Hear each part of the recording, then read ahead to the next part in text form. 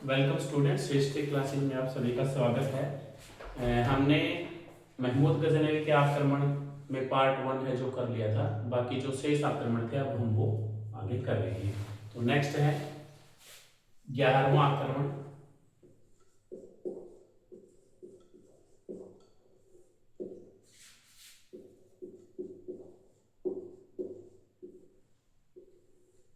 एक हजार चौदह ईस्वी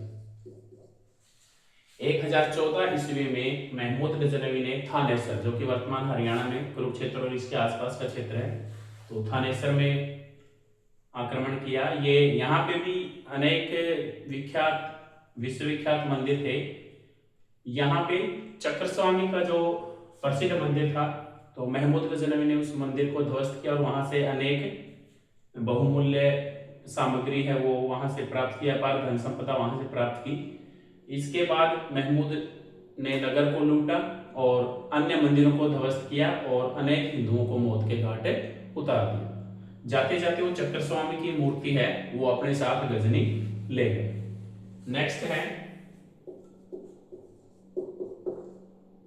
12वां आक्रमण।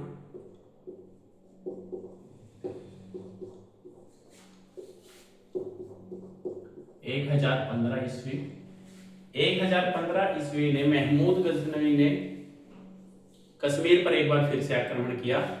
संभवतः त्रिलोचन पाल को गिरफ्तार करना चाहता था, लेकिन त्रिलोचन पाल यहाँ से कालिंजर भाग गया और इस प्रकार से महमूद गजनवी है वो कश्मीर में लूटमार करके वापस गजनी चला गया।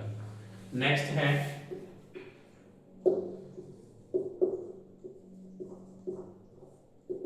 13वां आक्रमण।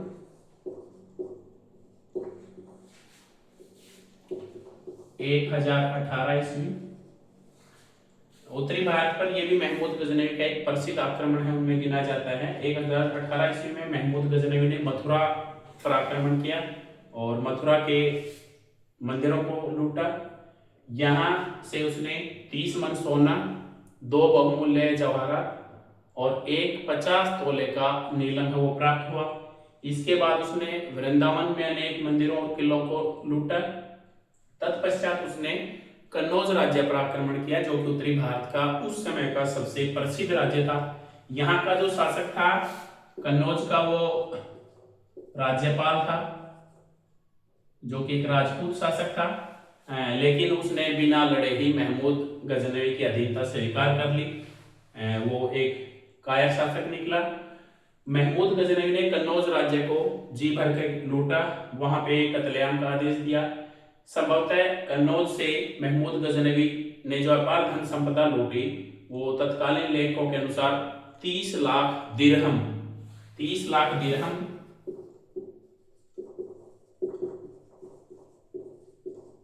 उसका मूल्य था। इसके साथ साथ अनेक महिलाओं और पुरुषों को उसने बंदी बना लिया। यहां जब जाकर के गजनी के बाजार में इन्हें बेचा तो वहां पे दास और दासियों के मूल्य इतने ज्यादा गिर गए कि प्रति दास और दासी 2 से 3 दिरहम प्रति दास और दासी ही बिका। तो इस प्रकार से नेक्स्ट है 14वां आक्रमण।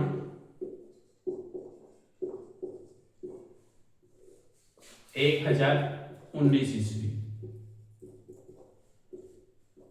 1019 ईस्वी में महमूद गजनवी ने कालिंजर का जो राज्य है वहां पे आक्रमण किया। संभवतः इसके पीछे कारण यह था कि जो कालिंजर का शासक था चंदेल शासक गण और उसका बेटा था विद्याधर चंदेल। तो विद्याधर चंदेल ने क्या किया, उसने ग्वालियर के शासक अर्जुन देव को अपने साथ लिया और राज्यपाल ने जो कि बिना लड़े महमूद गजनवी की अधीनता स्वीकार कर ली थी, तो उससे को सबक सिखाने के उद्देश्य से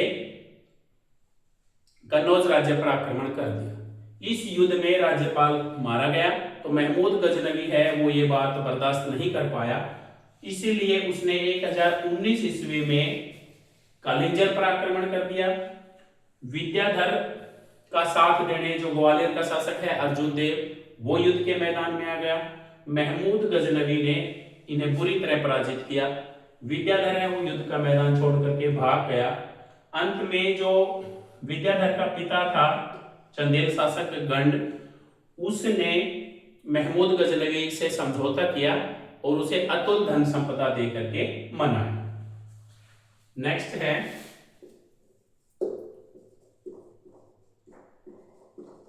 15वां आक्रमण 1020 ईस्वी। जब महमूद गजनवी ने कालीजर पर आक्रमण किया तो उस समय ग्वालियर का शासक अर्जुन देव है वो विद्याधर का साथ दे रहा था, तो संभवतः महमूद गजनवी ये बात सहन नहीं कर सकता था। तो अर्जुन देव को सबक सिखाने के उद्देश्य से उसने 1020 ईस्वी में ग्वालियर पर आक्रमण किया। अर्जुन देव है वो भी पराजित हो गया और उसने भी महमूद गजनवी की अधीनता स्वीकार कर। नेक्स्ट है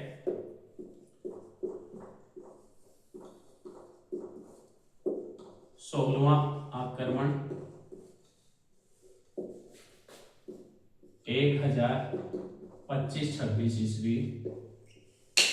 ये महमूद गजनवी का सबसे विश्व प्रसिद्ध आक्रमण था, जो उसने सोमनाथ का जो मंदिर है उसको 1025-26 ईस्वी में उस पर आक्रमण किया और उसमें अपार धन संपदा लूट करके ले गए।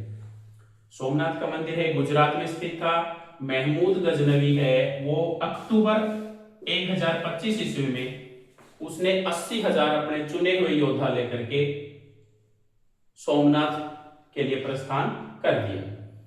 बिना किसी विरोध के वो सीधा गुजरात की राजधानी अन्हिलवाड़ा पहुंच गया। वहां पे जो शासक था भीमदेव, उसने बिना उससे युद्ध किए वो राजधानी छोड़ करके भाग गया। यहां पे महमूद गजनवी ने नगर को लूटा। सोमनाथ का जो मंदिर है उसके ऊपर आक्रमण करने के पीछे कारण ये था कि सोमनाथ का मंदिर में अपार धन संपदा थी। संभवतः यहाँ इस मंदिर के अधीन 10,000 गांव थे। 10,000 गांव का राजस्व है वो इस मंदिर को प्राप्त होता था, जिससे अपार धन संपदा यहाँ पे थी। संभवतः यहाँ 56 रतन जड़ित स्तंभ हैं, उनपे मंदिर टिका हुआ था।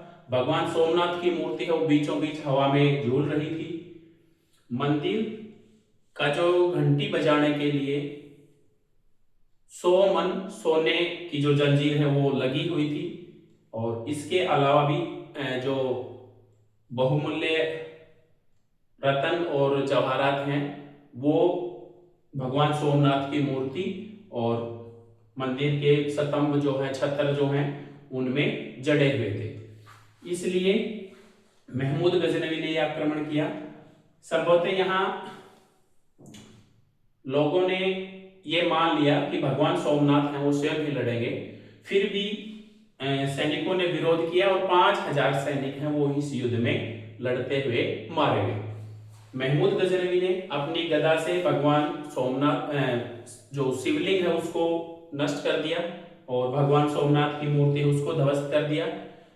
इस मूर्ति को वो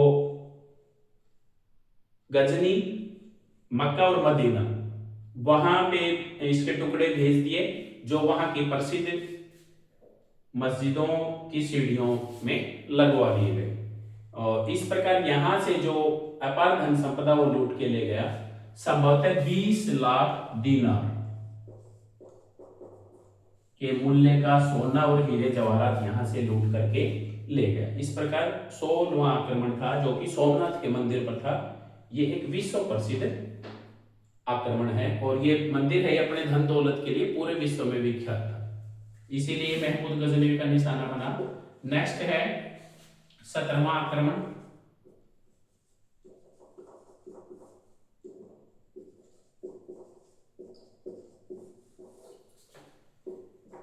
1026-27 ईस्वी।